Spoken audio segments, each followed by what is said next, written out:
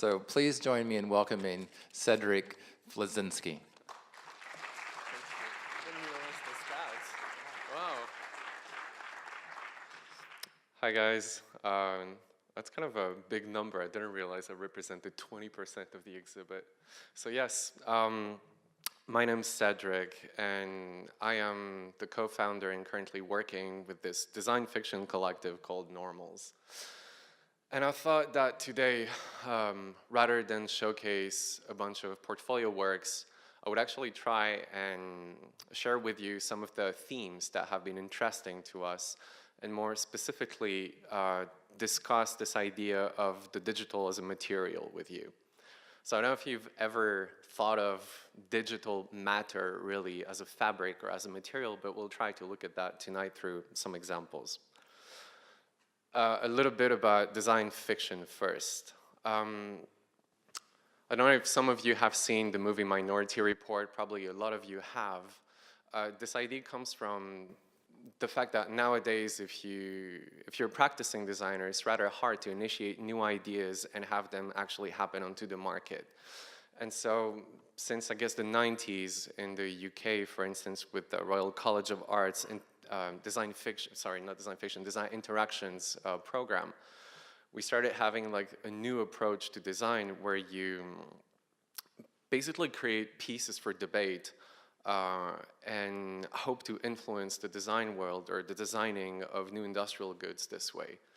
And what's important about Minority Report, and I don't know if you can remember that scene specifically, where you see Tom Cruise manipulating data with specific gestures on a flat screen, is that before that time, touchscreen interfaces were really, really rare. You would find them perhaps mostly in subway stations to order tickets and buy tickets, but not that much. And they were not really that functional because they had resistive screens, which were really hard to press on. They would kind of not work that well. And as soon as the movie came out, you started having perhaps, I don't know, like all the possible labs and different media groups around the world researching and desiring that thing so much of like moving images around, shaping them with their fingers and everything. And in a sense, it's kind of become accepted that since this movie, or without that movie, we wouldn't have had iPhones probably. We would probably still have strange hardware keys on our phones if we still had phones. But so like through fiction, we've actually informed research to go that specific way, to follow like a almost fetish that we've developed for touchscreens and for these forms of interactions. If you can find the time, there's like an interesting 2006 video from an Adobe Media Lab person that demonstrates like a touchscreen interface, and it's really funny because I watched it last week again. You could see the researcher demonstrate that, like that gesture we all know, to make pictures bigger. And like the moment he does that and shows everyone you can make pictures actually bigger with like 4 fingers, everybody started clapping. It was a standing ovation. And that was like really not long ago. I mean, 10 years ago is long ago, I guess. Well, I forget what I said then. It was a long time ago. I'm getting old. In our case, when we talk about design fiction, we don't produce movies necessarily. Our biggest thing with Normals was to create, like we have a, what you would call a transmedia kind of work. We don't stick specifically to like one medium to talk about design. You're free to do so. And especially in our day and age where we show a lot of our work through images and text on the internet, sometimes you don't really need to show something that's functioning fully to understand an idea.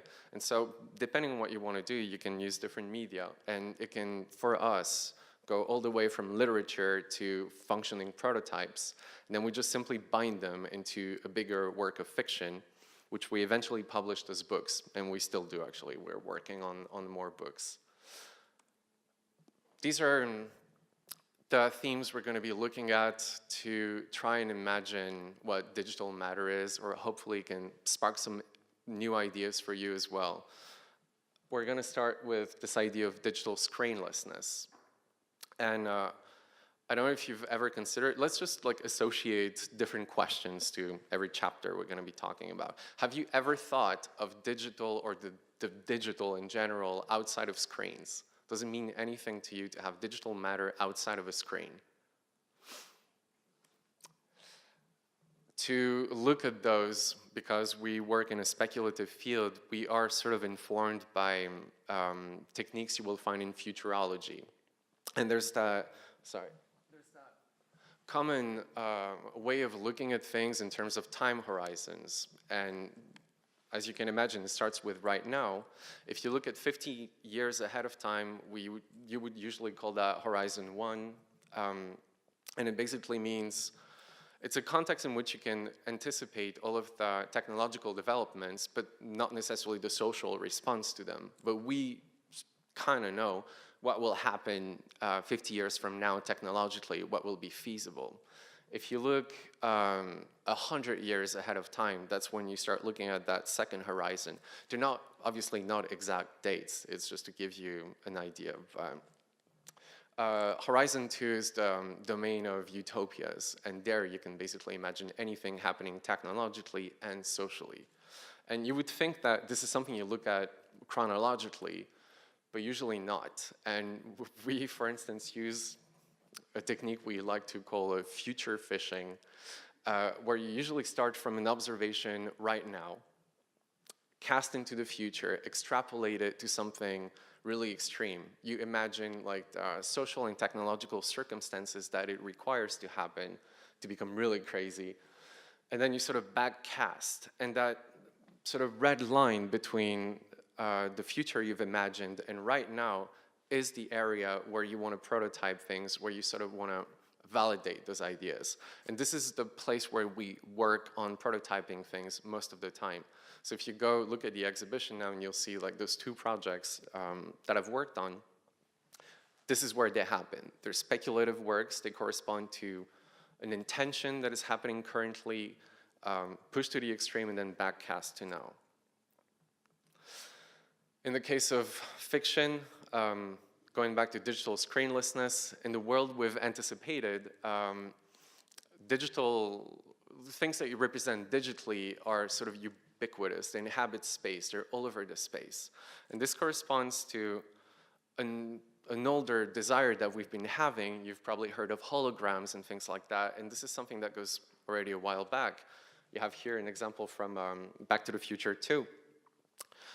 We used to call them holograms. And what they represent is a sort of strange wish we have manifesting intangible things in space. Like, it's really unexplainable why we need that.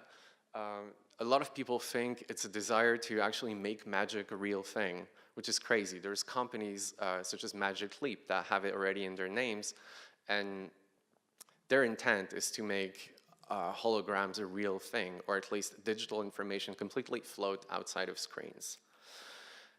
And nowadays, you would mostly talk about VR, AR, augmented reality, virtual reality. I'm sure you're all familiar with what it is. Augmented reality is pretty much the same as holograms, except we usually use devices such as those goggles that have been developed by Microsoft, or Google Glass was an example, though not strictly AR, to overlay reality with digital information that's trackable in context and sort of corresponds and fits the three-dimensional space. The thing that's really interesting is that it really challenges our perception of the need for screens.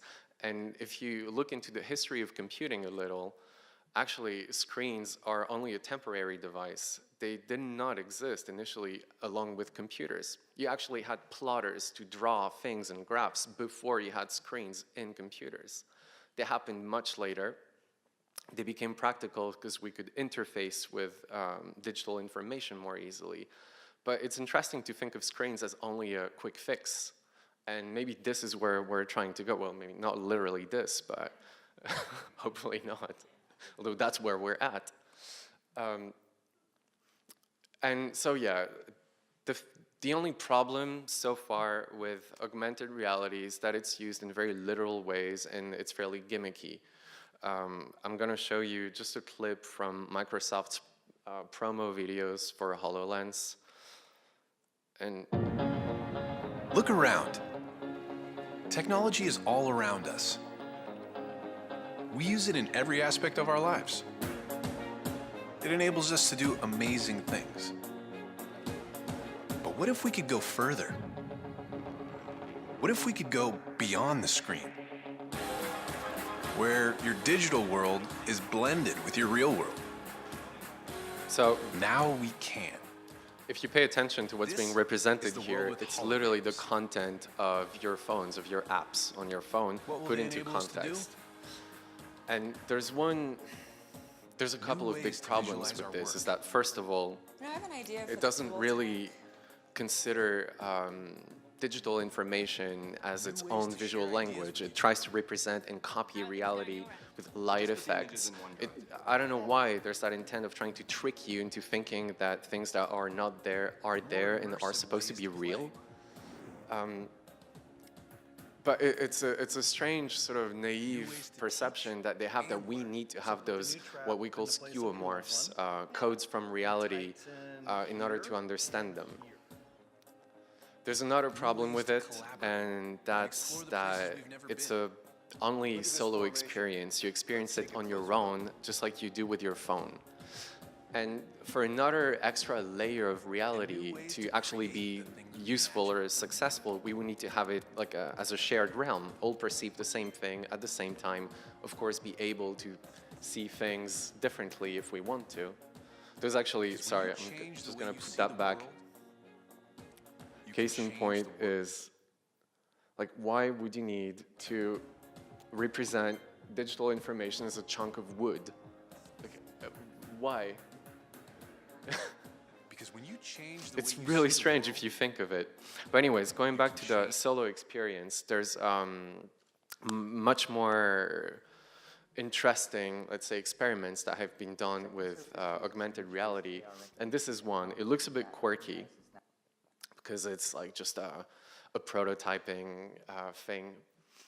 It's called Second Surface. It was developed by MIT's Tangible Interfaces Lab, I think they were called. And the idea here is very simple. It's just to develop a drawing program. You can go around with your tablet, draw things, and then other people connected to the same application see the same things. And it can sound like a very simple idea, but it completely changes our perception of that extra layer, because then you can actually cooperate in that space. It became even more interesting when later they've developed this other project where not only people would have a shared vision of augmented reality as a layer, but machines as well. And as you can see, this is, well, you see how it works. You have your tangible surfaces and machines and different things. And for instance, a door lock could be connected to an augmented surface. They then connect to something else and so on, because you have a shared realm. So extremely interesting and relevant work. And probably the backbone of some things that you've seen more recently when that entered more the consumer market. This is Ingress. I don't know if any of you know that game. Probably not. It wasn't that popular, but it had like a really hardcore group of devoted fans playing it. And this is like a team game, so you're always assigned to whether blue or green team. And it's the ancestor of something you all know probably that I'm going to show after, where it's not necessarily augmented reality in the sense that you see things in context via a camera, but it augments your perception of the environment with geotagged information. And the goal of the game was to acquire territory, and you would have that map updated in real time, and people battling like crazy to actually get those, I mean, they call them beacon. It's like a hacking game, and people would like get the beacons, and sometimes you would have like competition between two players. And so this was developed by Niantic and became the backbone of this that you probably know better from this year, which is Pokemon Go. And Pokemon Go is extremely important, actually, at least theoretically, because it's the first really successful game where we have a shared notion of the digital space in context. And it's crazy because you do see kids walk, well, not only kids, actually, everyone, like walk around, hunt for Pokemon that you can all perceive at the same space at the same time. And so this is basically like the first time that we do perceive digital information outside of our screens.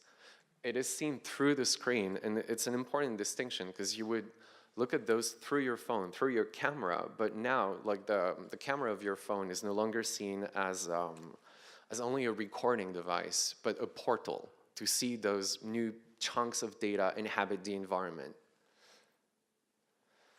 Next part, digital brutalism, and this time the underlying question is, do you believe that there's such a thing as digital authenticity? In the very same sense that you would say a craftsman builds a chair or a piece of furniture out of a specific kind of wood and says it's authentic because this is an authentic material. Do you have yourselves any perception of what digital authenticity could mean?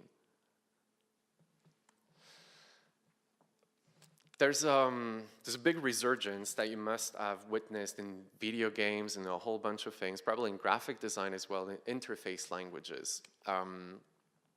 You've probably noticed that interfaces have been flattening for a while, that nowadays we understand what we could call a digitally native language in interfacing, that you look at buttons for links and things that are no longer buttons. And well, initially, you must probably remember, and we still see traces of this, like here. There's like a little button that has a gradient. It still has light shining on it, so we understand it's a button.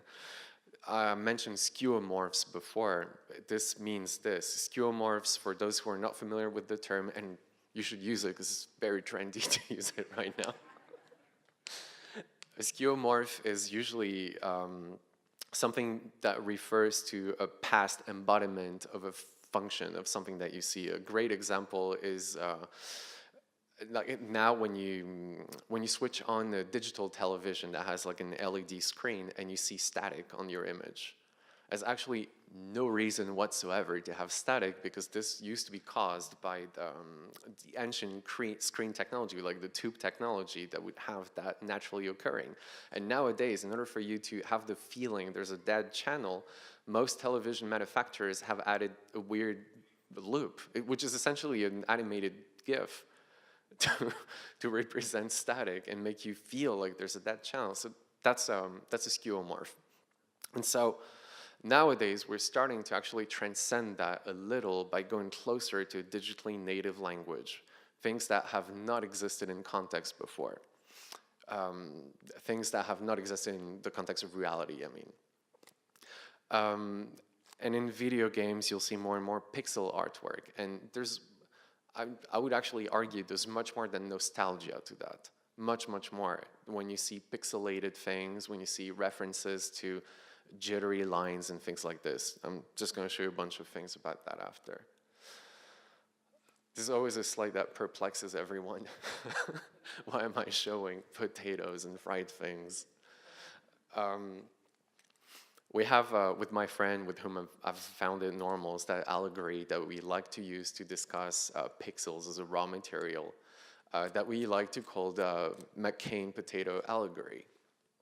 And the idea is that if you're a potato product manufacturer and your base product is potato dust that you're using exclusively almost only recomposed potato, why the hell would you waste time pretending, like shaping it back into like fries or things that are supposed to look like they used to be when you already have passed that stage? And so in a sense, like have fun with it, like make curly fries and smiley faces and waffles out of that new material that has new possibilities. And to us, pixels are the same thing. Digital matter is the same thing. Why the hell would you waste time doing things that you would usually find before that? In reality, what would you try to conform to that? Well, you have tons of new possibilities with that crazy material. And to talk a bit of that like retro and not so retro aspect to it all, I'd like to go back to the late 80s and 90s where there used to be I guess what you could, they're not the pioneers of digital arts, but they're very important in what you would call digital arts today, and even to web artists today. A whole bunch of people that we qualify as being the demo scene. And the demo scene is digital artists that do demos. It's their medium. Demos are those weird animations that you will find around on the internet. Sorry. And it's really strange because it's developed as a thing of its own. This is an example of a demo made on Commodore 64 in the early 90s. Where before a time where there was the internet, there was like very little, just great music to it. Oh, okay, I'm just gonna cut the music for now because it's a bit disturbing, but there was no internet, and more importantly, there were no true visual algorithms to depict all of those things we wanted to depict. And this looks rather innocent because you're thinking, oh great, I can do that in 2 seconds on an animation tool today. But there was none of that. There was none of that. Computers were text-based interfaces. And so the fact that you could create 3-dimensional objects was crazy. It was like pure mathematics, actually. It was a bunch of people, and it had a lot to do with street art in the way it was developed. I'll show you after how they shared all of that info, because it was a worldwide thing. They had to write their own algorithms to actually cheat, in a sense, cheat their graphics and do the most out of very, very limited processing power and graphic power. And if you look at older video games, what the thinking that went behind that was actually crazy. To imagine such new functionalities and effects of gravity and things like that, all of that was written at that time. And the reason it very quickly grew is because it was super competitive. And the demo scene guys always operated as groups, as crews, I guess. And they used what's kind of an ancestor to the internet technology called the BBS, the Bulletin Board System. That was like a computer relay, very similar to the internet, that had system operators. Just gonna skip a bit through it. Had a text-based interface. And so most of those guys would actually have those BBS sites, they're kind of like sites, put up on this network. You would call a number, download each other's demos, and compete in who had like the craziest visuals, the craziest things, the craziest algorithms basically put into images. And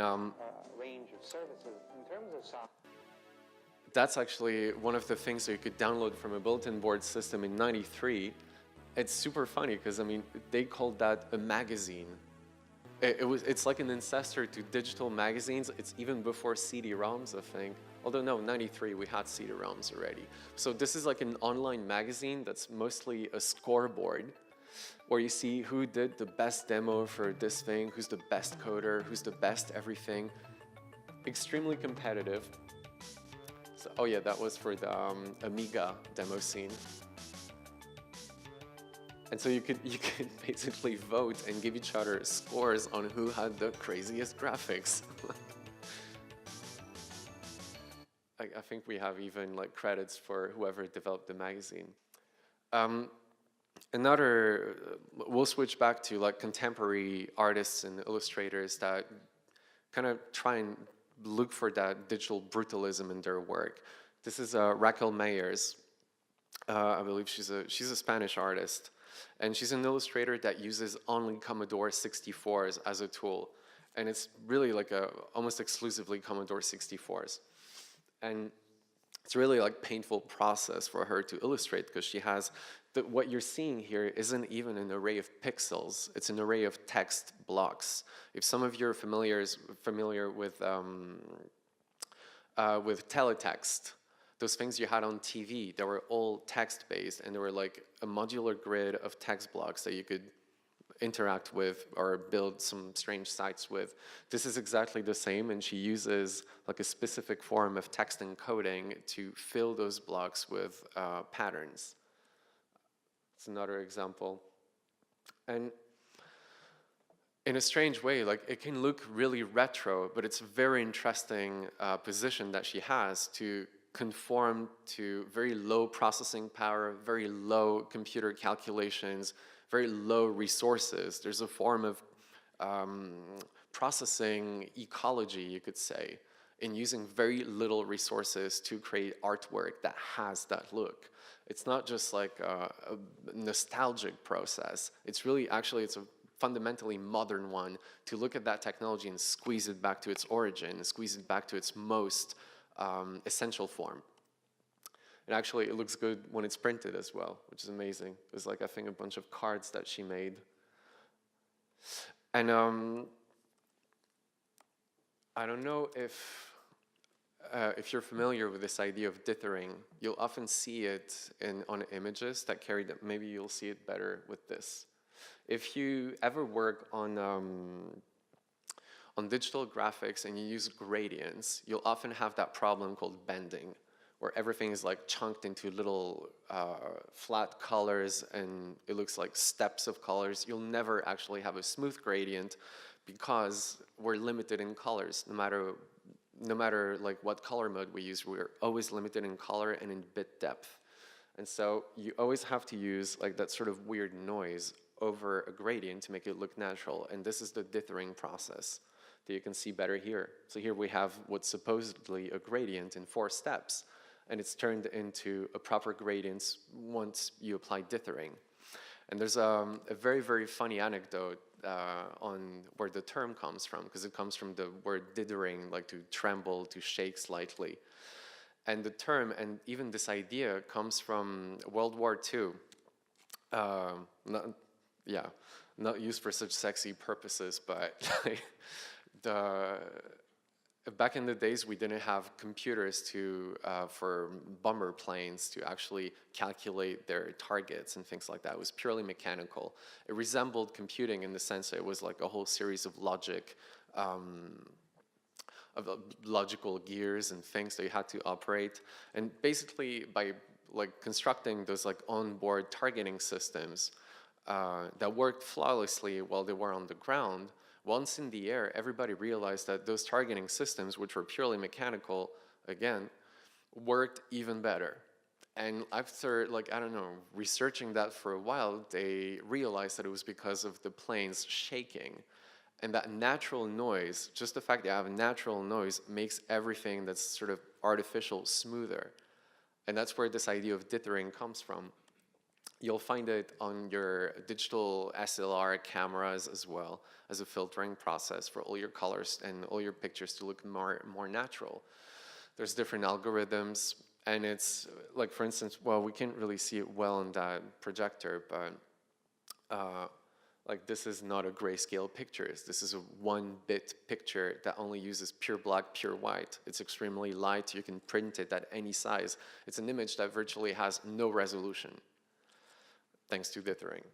This is an artist, a visual artist called Jeremiah Johnson, which some of you might know as No Sleep. He's like 8-bit music artist, a Game Boy music artist, and does some of those artworks that rely almost exclusively on dithering, except we can't really clearly see them here. But you should look at his work, and what you get as an effect is like a very strange trembling effect, because the sharp pixels are supposed to be perfectly aligned with like your LED grid, your LED matrix on the computer, and you have like very strange artifacts appearing. Doesn't work so well. Anyways, it's really interesting work to experience on your, you can kind of see it here. It's funny because it's not animated. This is only like the jitteriness that comes out of the pixels on your screen.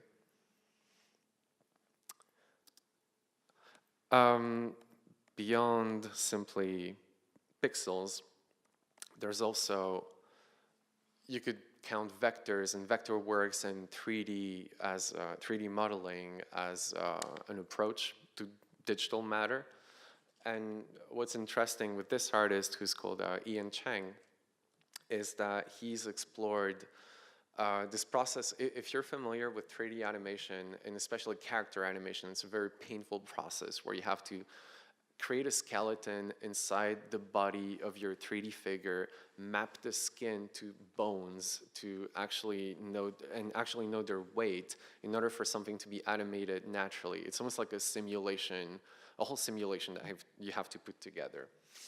And he's worked, and well, if you do that a bit, you realize that there are very strange artifacts that happen, like really strange, quirky things that happen when you do that. And you can't really help, or it takes forever to actually arrange.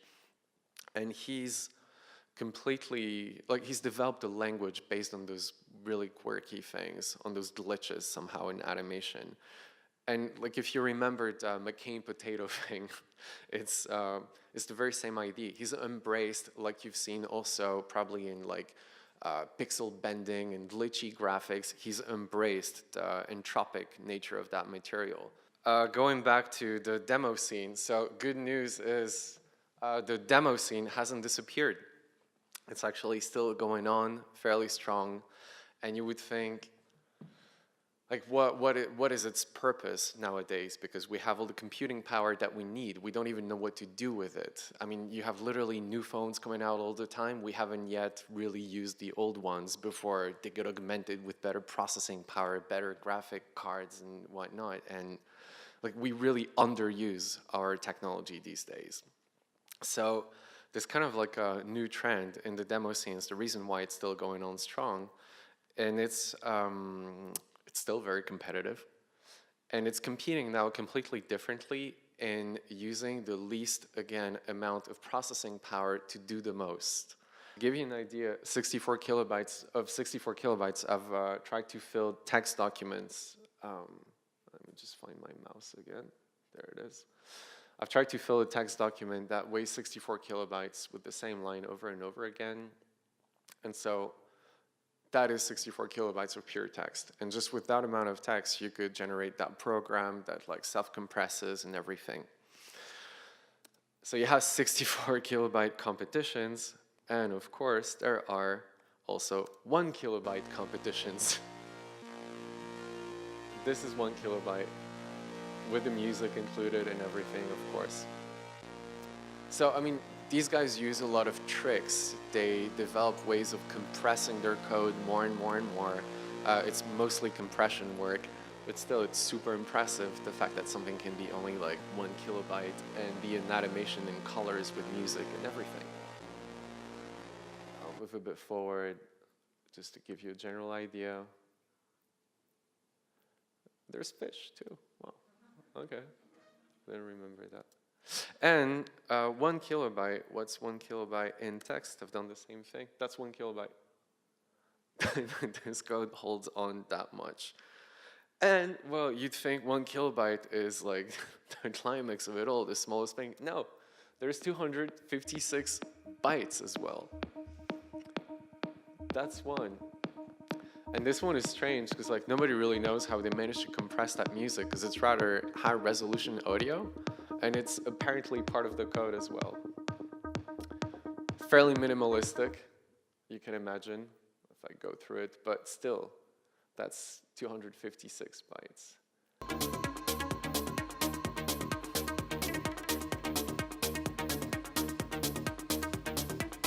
Fairly trendy. Okay, how much is 256 bytes in text? That's the problem. I can't, yeah, it's true. Like if you don't type, if it's an empty file, it's like 175 or so. There's like one, I can't even type for it. Like if I had typed only one letter, it would be heavier already. And this is another cool one. This is actually, like, what we're watching now is a live web page. It's a web page that is its own source code and its own animation at the same time. So the demo we're seeing here, which is actually also 1 kilobyte, is the demo. Like, the code is the representation. Like, that's how low you can get in, like, raw digital matter, I guess. It's the lowest point, probably. Obviously completely ununderstandable to me. I don't even know. It's just like a bunch of byte code and everything. It's, I don't know how it was made. But yeah, All right. Third part now, digital semiotics. And the underlying question this time is, do you believe that digital matter has value? Does it have value? Can we attach value to digital things? We kind of already know that we can. For instance, digital artworks do have value nowadays, and I kind of wanted to show you this because like we participated to that too, and if we have time, I'll show you the project that we did for that device. It's a device called Framed, super simple. At first, I kind of didn't see the point because it's basically a giant fancy iPad that you put onto your wall. And the intent behind that was to find a place at home for people to buy digital artworks. The funny thing with this device is that you can actually sell your digital artworks, and you're encouraged to sell them in limited edition.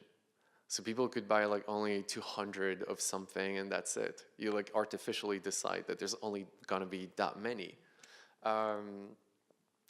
It's a great device. It has like good computing power. It's got a webcam, a microphone. You can have a lot of fun with it. And I don't know, it's like a good initiative, I guess, to sort of make the digital arts happen and be also marketable, I guess. About digital value still, this is a, I guess, relationship simulator, you would call it, that came out a while ago called Love Plus. I can't remember when exactly. It was on Nintendo DS, and the whole purpose of it was obviously to like try and flirt with virtual characters. And talking about digital value, this is a guy who actually got married to one of the characters. He like literally fell in love and married like the virtual character. There was a big ceremony and everything. They're super happy, obviously. This is one I really like too, if you remember World of Warcraft. This is like apparently the highest level character you could get back then, and it would sell for $9,000. $9,000, a rogue elf, which is essentially a virtual playable character that someone sold for that much. Let's go a bit more crazy. This is from another online multiplayer game called, that used to be called Project Entropia, it became Entropia Universe. It was just like a basic sci-fi game where people could do random things. It wasn't really that successful or that beautiful, but people could buy property. And like this is the price at which one of the properties went, $635,000. Can you actually imagine blowing that? But like how does something virtual becomes that expensive, especially for an in-game artifact or a place or something like this? And this, you've probably seen that little girl icon here and there.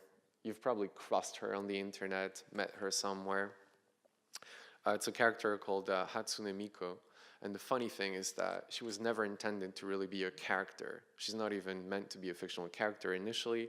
It's Yamaha who's developed those something that was called Vocaloids, and they were human speech and singing simulators, or singing software synths, and they always associated like a personality to them. But the thing is, like, so that Hatsune Miku was one of them, and it was sold as a package, as software, to have an artificial and quite actually believable voice to put on your tracks that you do at home, like for electronic music producers. And weirdly enough, she became a huge icon because people started using her voice on different tracks and started considering her an actual singer. And so you started having Hatsune Miku tracks everywhere produced by different people, and she became a thing.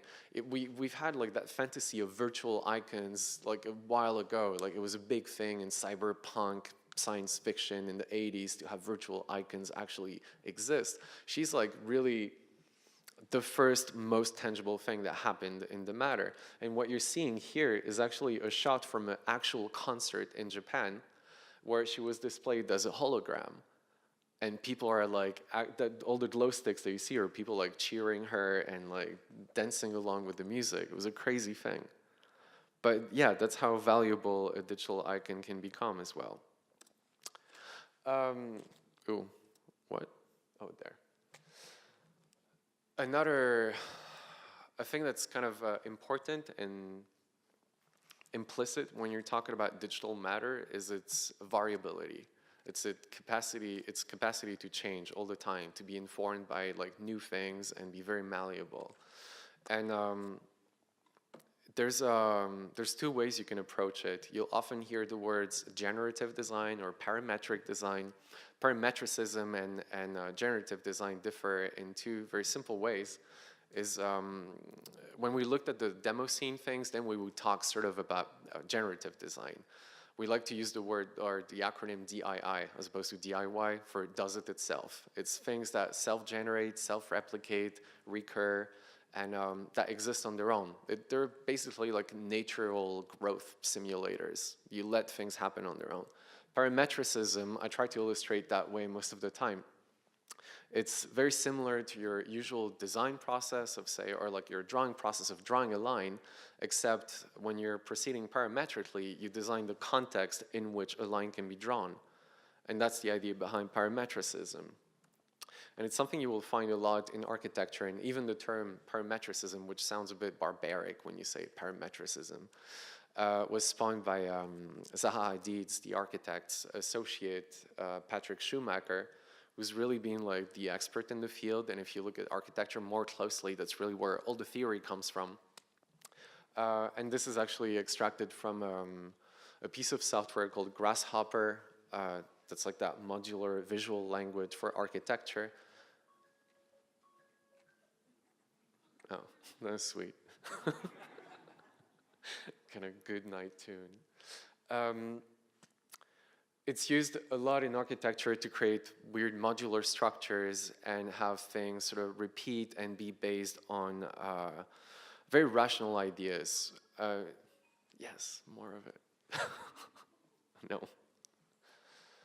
A way I like to explain it often is if you want to make a chair parametrically, you're not going to design how tall it is or anything. You're going to leave all that data open somehow. And so the height becomes a parameter, the width of your like sitting area becomes a parameter, all of those things become parameters. And so this is extensively used in architecture, in especially computer-generated architecture, when you see like big blobs, big architectural blobs, they're informed by like parametricism. In video games as well, you're gonna find a lot of that approach. So this is, for instance, a shape that has been generated parametrically. Like we know there needs to be a curve, and then all of the structure is gonna be generated to accommodate that. Parametricism you'll see also be used sort of decoratively, and like I'm kind of skeptical of that because it's sort of, it's great, like they're really weird looking chairs, they're interesting visually and aesthetically, but all they are really is are objects that use computer techniques as a form of decoration. And you might know the work of Iris van Herpen, who's a fashion designer who uses 3D printing extensively.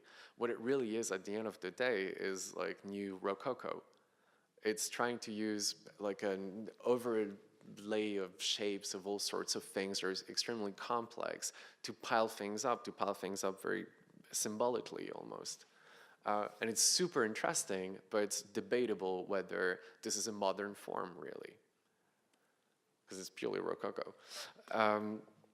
If you then, to get back to this idea of meaning, digital meaning, if you then associate meaning to parametricism, you end up in the land of data visualization. And you could say that data visualization is also an application of parametricism to meaning, except so you have those empty parameters and you inform different informations to them to actually grow different things.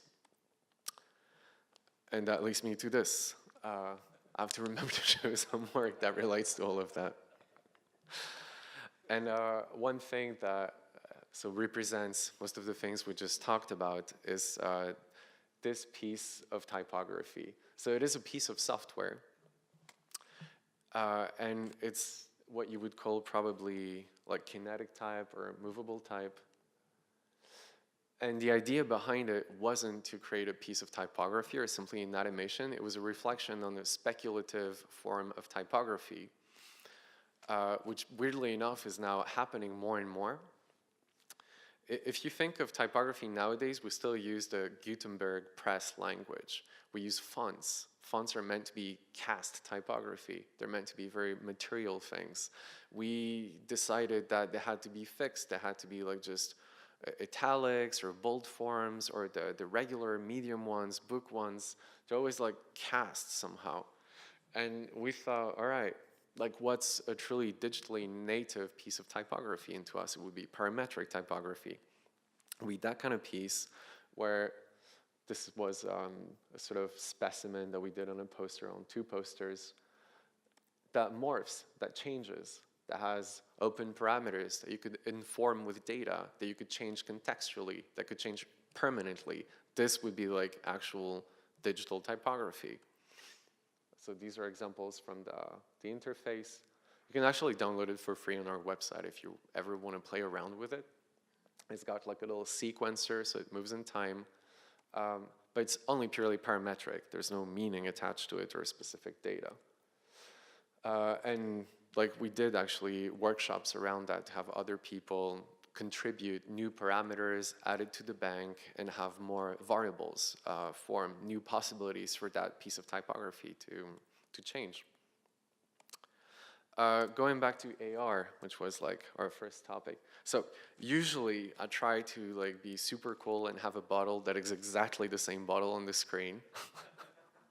And I'm like, always tried so hard. It's fine, it's still gonna work. There's this idea that really perplexed us on this development of AR. Like remember we talked about Pokemon Go playing that important role and all of this. It's like, what does deserve to be dematerialized if you have the possibility of overlaying information onto anything? So imagine, say, in the very near future, we all have very obvious and easy ways of perceiving those holograms and that information all together in a shell realm. Maybe goggles, lenses, whatever you want, or a chip, doesn't matter. Like, it's sort of bound to happen at some point. What would you actually get rid of first? I mean, and we thought of the bottle of water just as a quick example, but like labels on your products have no reason to exist anymore if you can overlay them digitally. There's no need for you to touch them, really. And the same kind of applies to your clothes, to the colors that you're wearing. They could change at will. They could change every 5 seconds. And it doesn't only apply to two-dimensional things, like literally anything that shapes things in your environment, in the manufactured environment, could change at will. And so that kind of poses that question. You always, you know, we talk about how form follows function all the time. This would actually propose the other way around, that you can detach form from function completely. What do you do with that? Like, what is it? Which leads us to this piece that you can actually see in the collection, in the Coded Couture exhibition, right now, that we called Apparel, and it comes from that observation. We chose to work on a piece of garment because this is something that you display in public, and if you really think of that question of what you get rid of, what you don't, it was kind of like the right medium to do that. And so the way we went about it was, okay, it's in French, I'm sorry, you deal with it.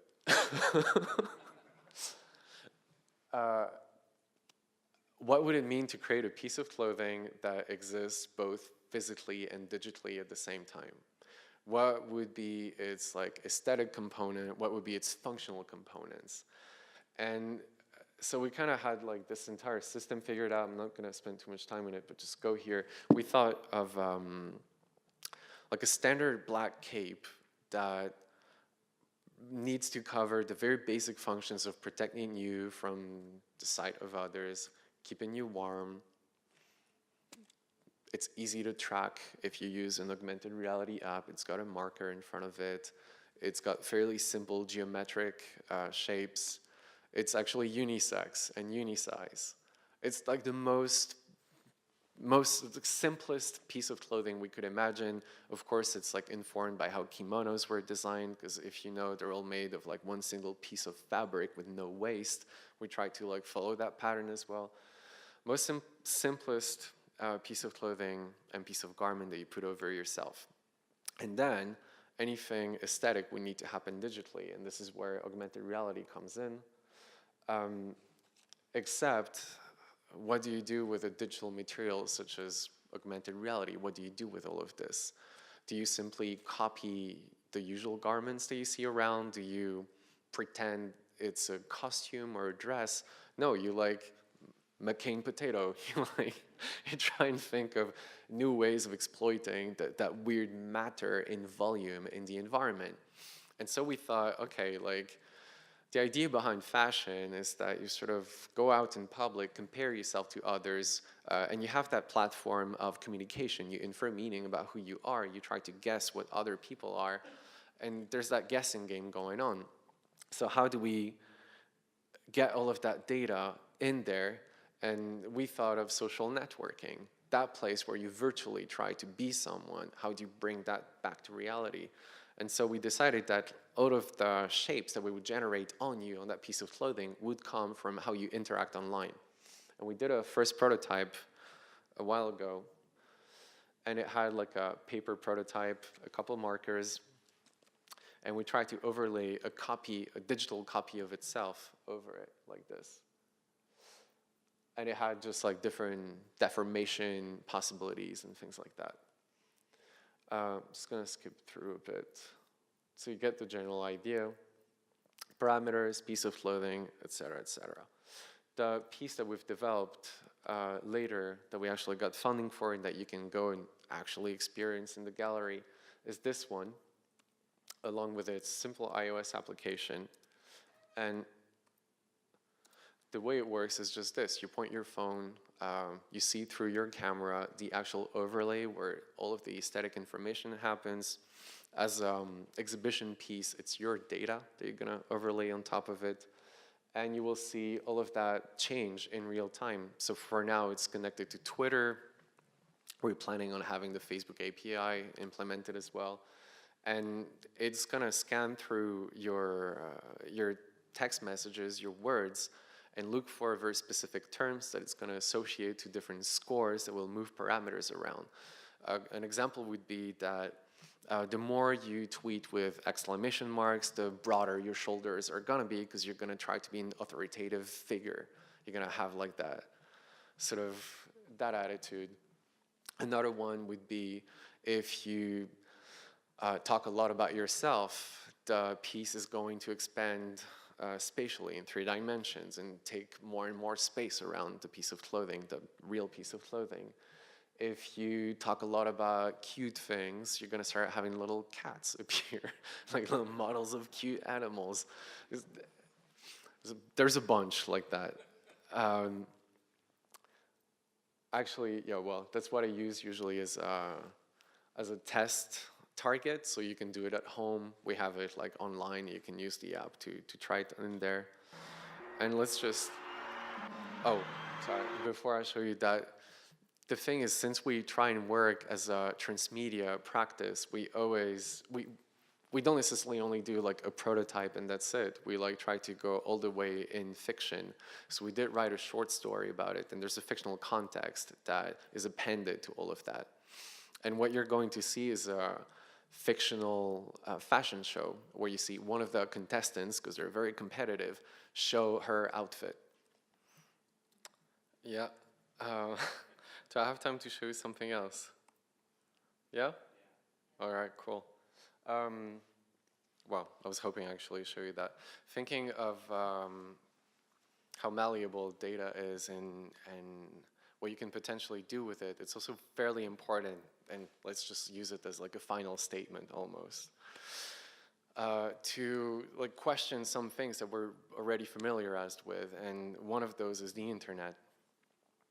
The internet, if you look at how it's made and how it's presented to us most of the time, although it's being challenged a bit with applications and web applications, is still relying heavily on a metaphor of the book. You go surf pages, and there's pages after pages that are hyperlinked, but they're blocks of text. They use like printed layout, or things, or layouts are referenced in printed layouts, which is a good thing because you get to see better and better typography online. But isn't it interesting to try and think of, like, if you flip the pages and you look at the source code, the HTML that's behind, to think that all of those tags, all of those different components of that code are not necessarily to be represented as intended. And so, like, when you have text, it doesn't need to be shown as little glyphs, little letters on the white page. If you have images, do they need to be shown that way every time? And this is a project that kind of is a mix between, say, like a video game engine and like an alternate viewing of the internet. And so I'm basically going to run it directly off the source code right here. The idea here is that every element of the landscape that you're going to see is generated from a web page. So we have a little bot that's starting off an HTML page that has like different links, and then all of those new links that he's going to encounter are going to form as doors. The divs are going to become clouds. There's going to be images that are translated into trees. And so it's an effort of translating the entire internet into a series of landscapes. So what you're seeing right now is actually the internet. It's like a bot navigating from link to link. And maybe what's interesting is that we don't know where for now. It's just navigating from page to page, and we get to experience the internet that way. And there's unavailable links as well. But anyways, that's it. Thank you.